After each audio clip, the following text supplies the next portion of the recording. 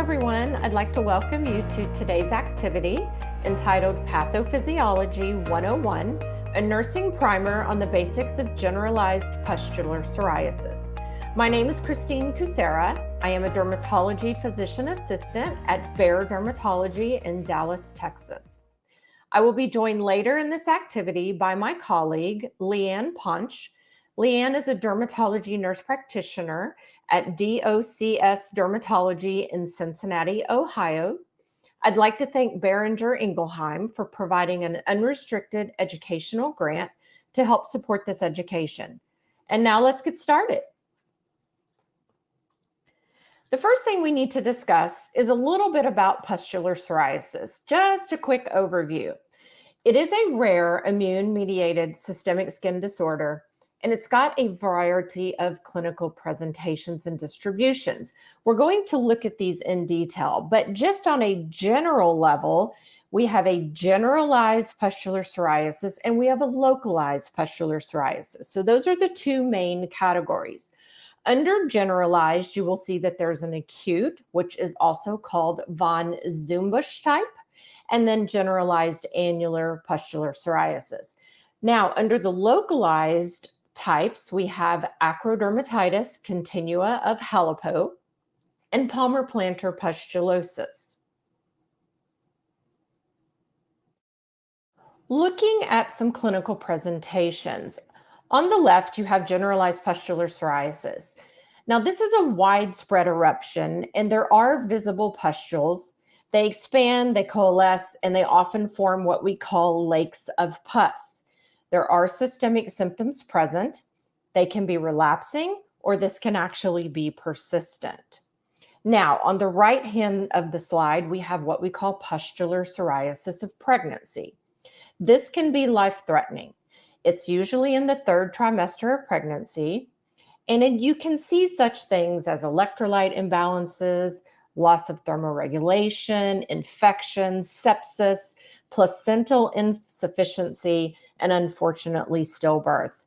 This does usually resolve right after childbirth. Moving on to two of our localized presentations, we have palmar-plantar pustulosis on the left of the slide. This is the most common subtype, and if you practice dermatology, you may or may not see this in the clinical setting. It's rare, we're going to talk about that, but I personally have seen this a few times. It's the most common, like I said, subtype. It often can overlap with plaque psoriasis, so keep that in mind when you're looking and evaluating at your psoriasis patients that have plaque type. It is more common in women. Looking on the right-hand side of the slide, we have what we call acrodermatitis continua of Halipo. I will say this is very rare. I have seen it one occasion in my office, and I have been practicing 28 years, so that does tell you how rare it is. This can occur after local trauma or even infection. It can be chronic, and it can be progressive. Now, talking about the signs and the symptoms, what you will actually see in the clinical setting. It can be widespread, but remember there are sterile pustules. When you see the pustules, if you actually try to culture them, there will be nothing there. They are sterile. And remember, these pustules come from an infiltration of neutrophils into the epidermis. So that's why they are sterile. Patients will also sometimes complain about pain, scaling, erythema, dryness, itching, burning, swelling. And these are all kinds of things you will see. But also patients can tell you they have joint pain. They may be very tired, fatigued. They can have fever, a headache. You may see leukocytosis, high cardiac output, and failure, tachycardia, just all these things that you'll see. So we know that it is a systemic thing that's going on with these patients. Now let's focus on generalized pustular psoriasis, and we'll look at the epidemiology. It does affect 1 in 100,000 people in the United States. Historically, pustular psoriasis was classified as a subtype of plaque psoriasis, but experts agree it's a distinct condition. It does meet the criteria for orphan disease and should be classified as an autoinflammatory keratinization disease. About 65% of generalized pustular psoriasis cases develop in patients with a prior diagnosis of plaque psoriasis. It occurs a little more often in females than in males. The median age of onset is between 40 and 50 years, but remember, psoriasis can occur at any time in any patient at any age. Manifestations are severe, with deaths attributable to generalized pustular psoriasis occurring in 2 to 16% of patients diagnosed with the condition. Now let's look at the difference between generalized and pustular psoriasis and then plaque psoriasis. This is a great slide that just kind of sets it up for us. So looking to the left, you see that generalized pustular psoriasis, we talked about this, 1 in 100,000, versus looking at plaque psoriasis, it's about 1 in 100. Also looking at symptoms, different symptoms. We just went over a list of the potential symptoms patients can have that have GPP. And the appearance is different. We looked at the clinical pictures, photos, the setting of how GPP and even pustular psoriasis on the palms and soles or localized can appear. And remember, the most important thing I think to look at, there's two things. First of all, when a patient has generalized pustular psoriasis, they may need to be hospitalized, especially if a patient has an acute flare. This can be considered a medical emergency, and some of the complications that can occur, patients can get septic, they can have renal failure, they can have congestive heart failure. And remember, because the entire body is affected, the entire skin surface a lot of times is disrupted, and it keeps patients from being able to regulate the systemic part of their body. Now, plaque psoriasis usually can be treated in a doctor's office, physician's office. We see this in our clinical practice every day, sometimes if you're in a big psoriasis clinic. But the most important thing at the bottom, which we'll talk about a little bit more in detail, is what is driving this. On the left-hand side, remember, pustular psoriasis is being driven by different cytokines than what plaque psoriasis is being driven by. And we'll move into that and explain that a little bit more. So, a lot of letters here. This is a definition of generalized pustular psoriasis. And what exactly does this stand for? This stands for the European Rare and Severe Psoriasis Expert Network. So they have come up with a definition. And what that is, it's primary sterile, macroscopically visible pustules on non-acral skin, excluding cases, of course, where the pustulation is restricted to psoriatic plaques. But there's a couple of subclassifiers we need to keep in mind. The first one is with or without systemic inflammation. The second one, with or without psoriasis vulgaris. And the third, is it relapsing, meaning greater than one episode, goes away, comes back, or has it been persistent? Has it been there longer than 3 months?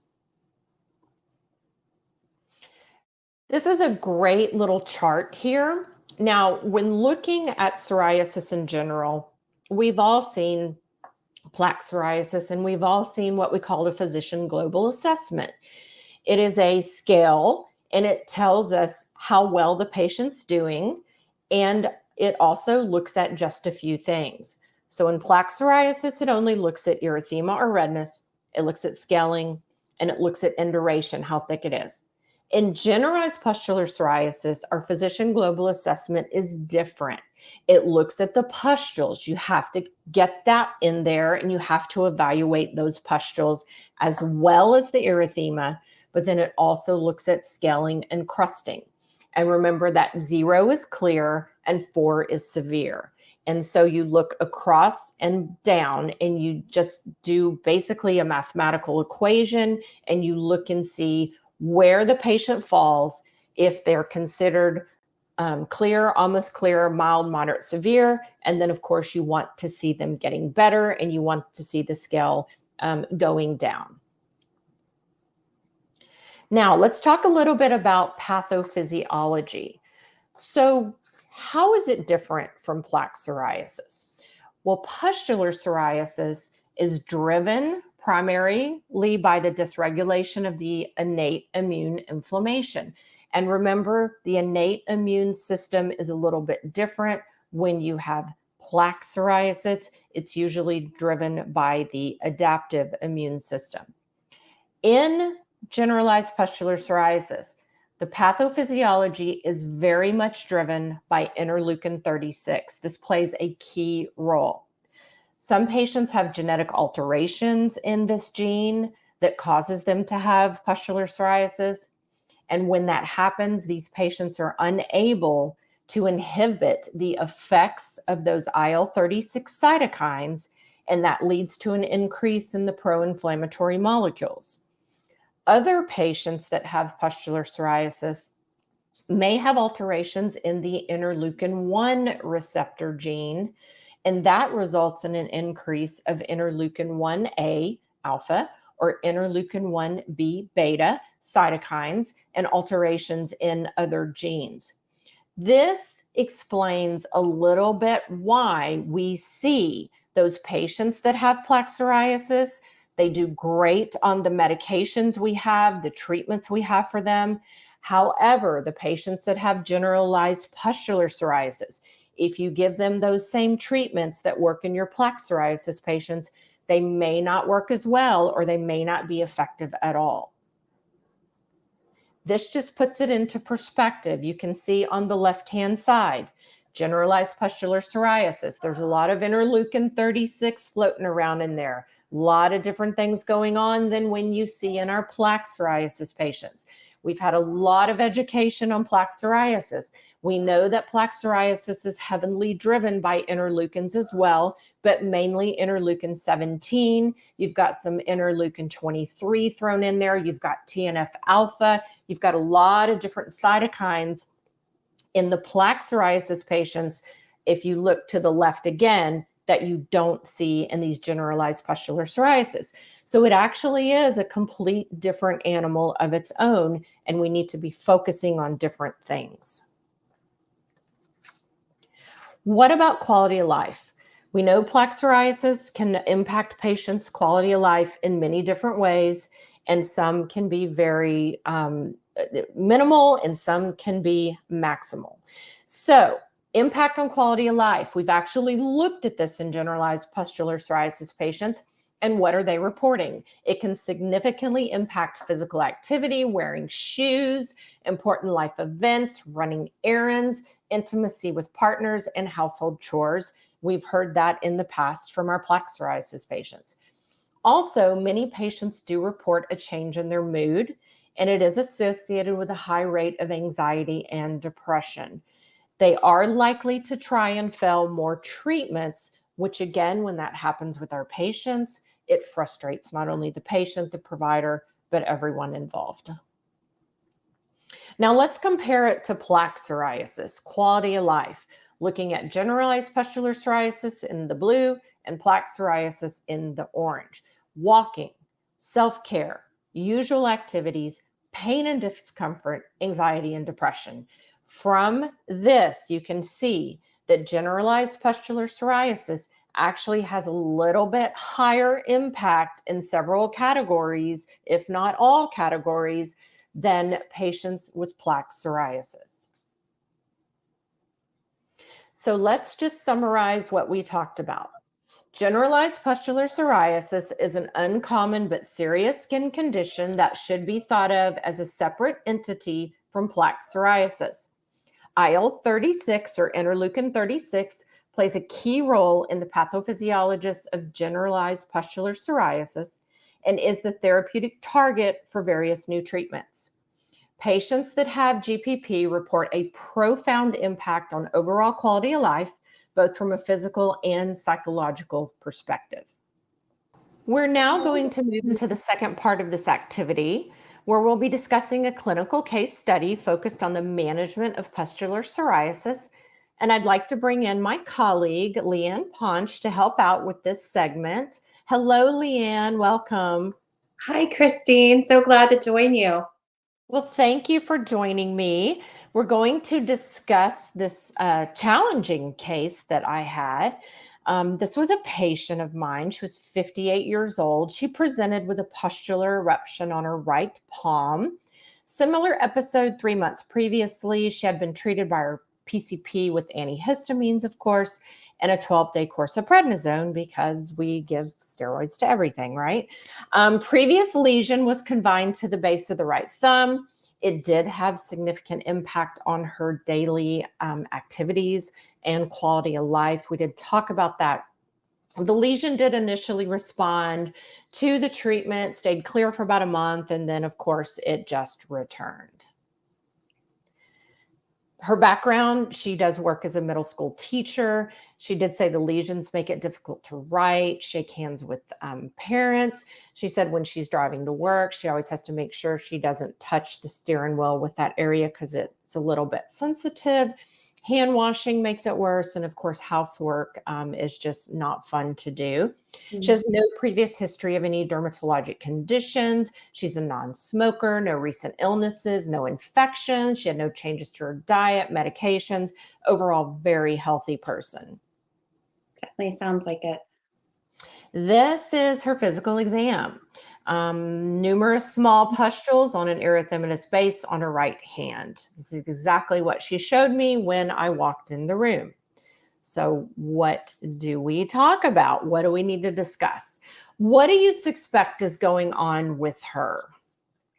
Well, I love a couple things about this history. And so, first and foremost, I'm going to rewind to the lovely oral steroids that were given with the initial sort of presentation by her primary care. And I'm just going to say that whenever I have students or other colleagues in my office who are not in the dermatology setting, I love to have them raise their right hands and repeat after me. I will not order oral steroids for a rash unless it is affecting some huge percentage of their body or there is some other justifiable reason. And I think this is the exact picture of sort of what happens where they get this rebound flare. And so I love that you included that. I think, hearing her history and really sort of what catches my eye about your incredible picture is the pustular nature of her rash. And in fact, I think we look at that and we see pustules. And if you're not in a dermatology setting, or maybe even if you are, your initial thought is, ooh, I may have an infection here. But I think you so eloquently stated that this is a very healthy patient. And, asking questions like, are you running a fever? Do you have are there any changes to your appetite or your sleep patterns? And clearly, what we have here is a very isolated rash in a patient who's otherwise healthy. And so, while it would not be wrong to culture this and sort of see if she grew anything, you don't want to just empirically place her on an oral antibiotic without a justifiable fact based reason as to why, because you might miss something. And so, pustules, I would say, I see pustules. Exactly. Thank you for that. And I totally agree with you. Number one, thank you for telling your students do not oral steroid everything. Important. And second of all, very, very much so when a lot of people and clinicians see pustules, they automatically think infection, automatically. But she was very healthy. She was complaining of nothing except her hand, period. And also, if you did feel like you needed to culture, definitely not going to hurt her to do that. But we did talk about in the first segment of this is that the pustules will be sterile. You will not find anything on those cultures. What would you do next? Do you think we need to examine other parts of her body, or do we just need to keep looking at her hand? If she was in my office, I would love, first and foremost, and I actually want to ask you this question. Could you help us understand from a quality of life perspective? You kind of broached the subject of how this affects her life, but could you maybe give us just an idea about how that impacted her? Yes, and she was very forward in talking about this. I asked her specifically, how do you deal with this during daily basis, daily activities? She told me anytime she meets a new student or a parent of a student, and they reach out and want to shake her hand, she finds herself jerking her hand back, which the parents are probably thinking, interesting. And then she doesn't want to show them why she's not shaking their hand. She also says that when she tries to write, it's on her right hand. When she tries to write and grade papers, which a lot of times everything is done on the computer, but she still writes a lot of handwritten notes, which she told me. And that is very difficult for her to do for a long period of time. She can only do it for a few minutes and then she has to stop. She says also any kind of friction when she's doing housework, when she's doing anything like writing for a long period of time, it just gets more inflamed. She also told me that she had recently gone on a trip to New York with her daughter, who is in high school.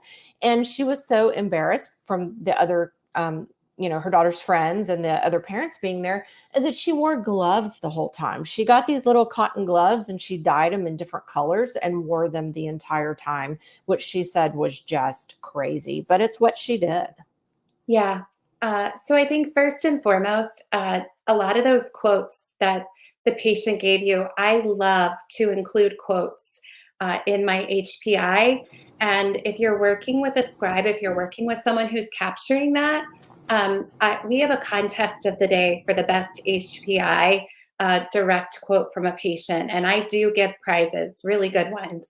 So that can make it fun. But I think, in regards to what would I do next, I want to see this patient in a gown. I want to get her in a gown and I want to examine every nook and cranny.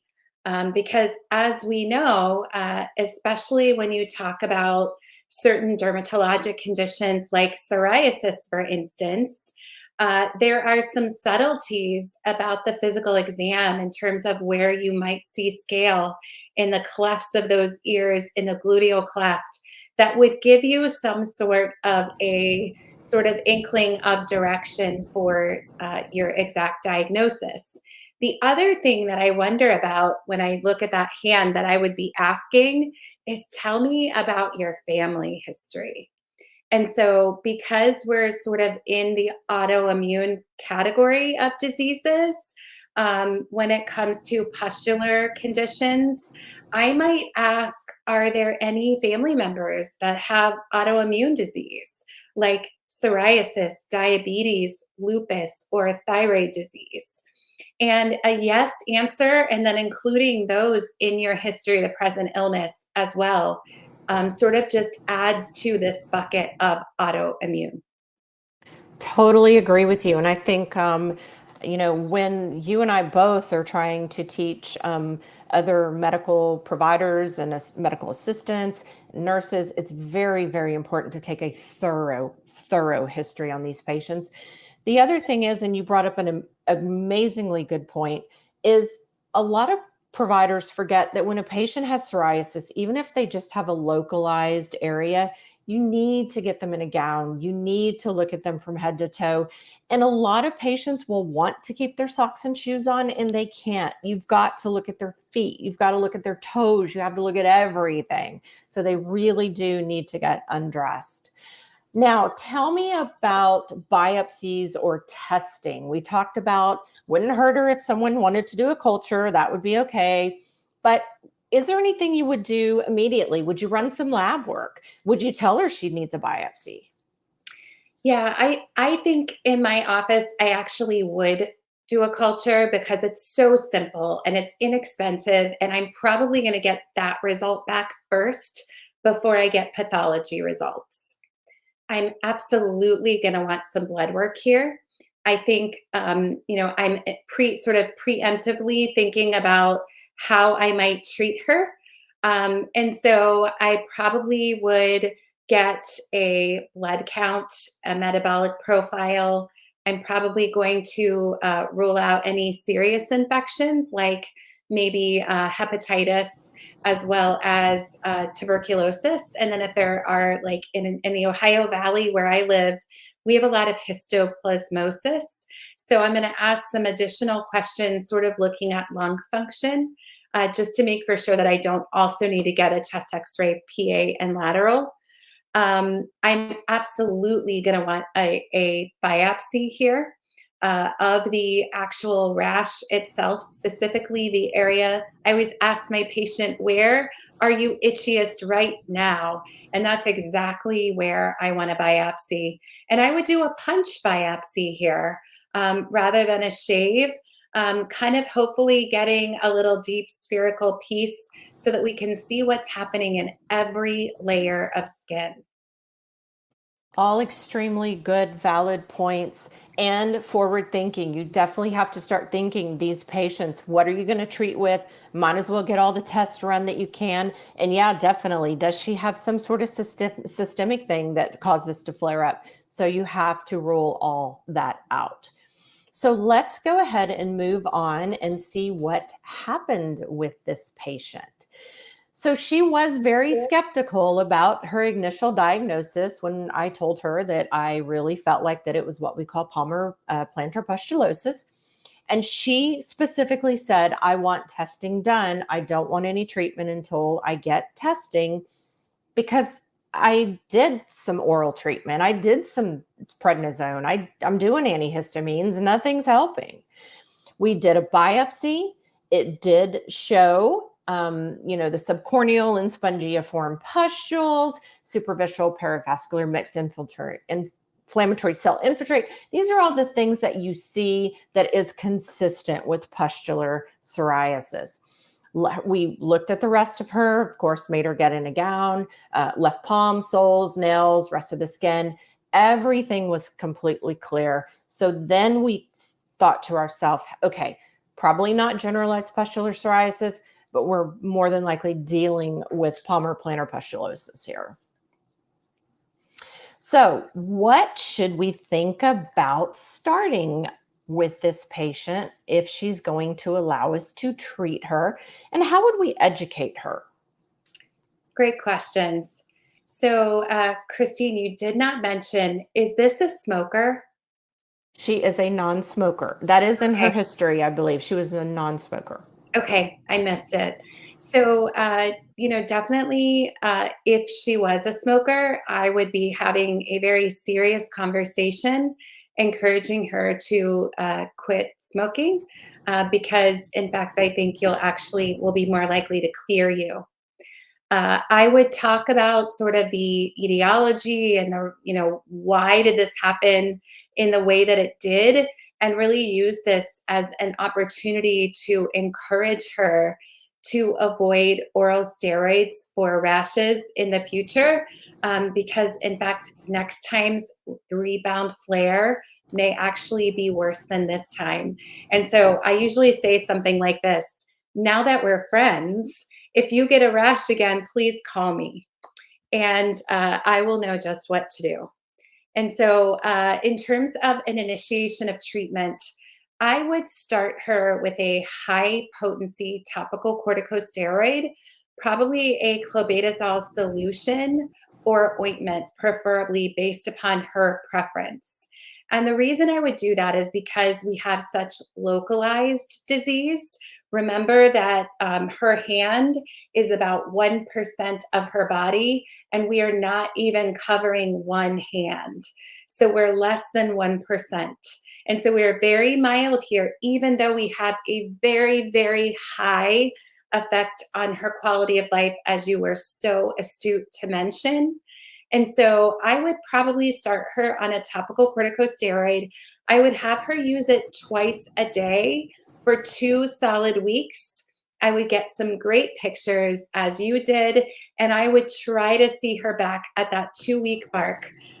Really, why 2 weeks? Because I'm not worried about an uber high potency topical corticosteroid and its outcomes in 2 weeks. Additionally, because we're dealing with the palm of the hand. And so I know that I've got a lot of thickness involved in sort of getting through that very thickened area of the epidermis in order to see efficacy. Excellent, excellent points. Let's move on and see what we chose to do. So she did not want any systemic treatment. Did speak with her about psoriasis as a systemic disease. Sometimes it warrants systemic treatment. She did not want to do that. We did initiate halobetasol, which is a very strong topical steroid. She wanted cream. She did not want a solution. She's like, I don't want anything that burns. She did not want ointment. She said, I don't want greasy anything. So we did do the cream, and we had her make sure she did a lot of moisturizers. And of course, the pustules resolved, but she still had significant inflammation. So let's move on. And this is what happened next. We did educate her on the systemic nature of the disease, and she did agree to begin systemic therapy. She was kind of over it at this time. She was like, I've got to do something about this. And she really just wanted it to go away and be gone and stay gone. And then we had to, of course, go down that road of, unfortunately, it's going to wax and wane. But we did go ahead and start her on secukinumab because at that time when I saw her, we did have some data on palmar-plantar disease. Unfortunately, didn't do great over the next 18 months. She tried and failed multiple systemics. She did the biologics. She also did an oral non-biologic.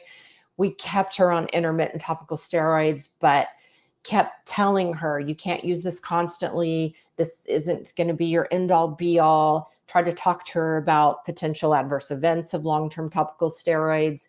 And we were only able to control it somewhat. We couldn't control the outbreaks very often. And then, of course, our goal was to give her as much relief as possible. We didn't want to cause any skin damage. And she really, really, really wanted this to be completely under control. Mm-hmm. So moving forward, even though we tried lots of different things, failed lots of different things, she had a continuous cycle of flaring no matter what we did. And we seemed to only be able to keep it under control with really strong topical steroids. But as you can see, her hand is starting to get the shiny look to it.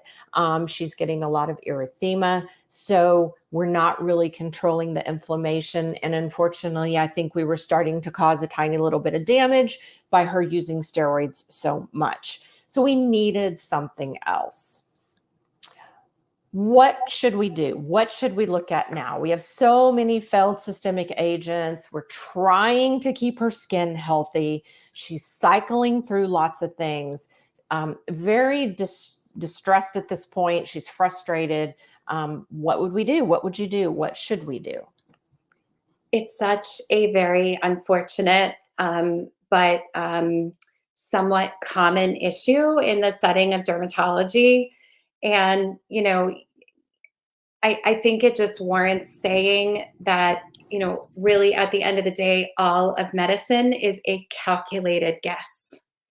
And so this is one of those situations where I think pooling the literature and seeing what is there out there from a data perspective that I can have a conversation with this patient and say, there are other patients like you out there and they responded to this therapy.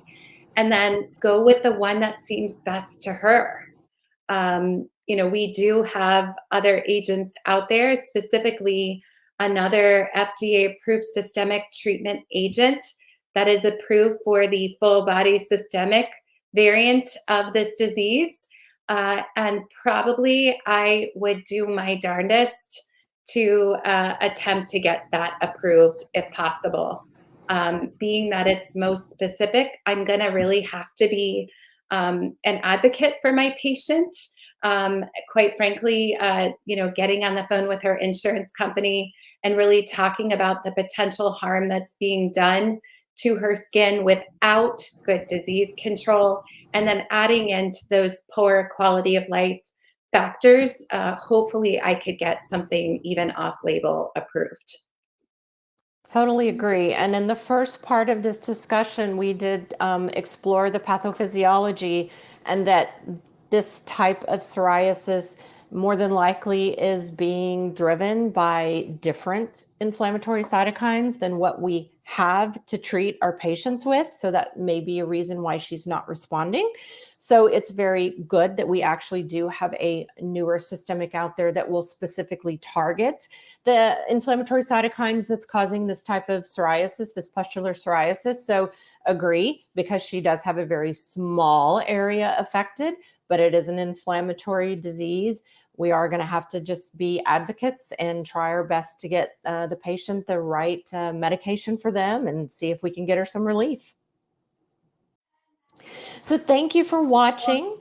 Thank you so much, Leanne, for being on this discussion. It was amazing.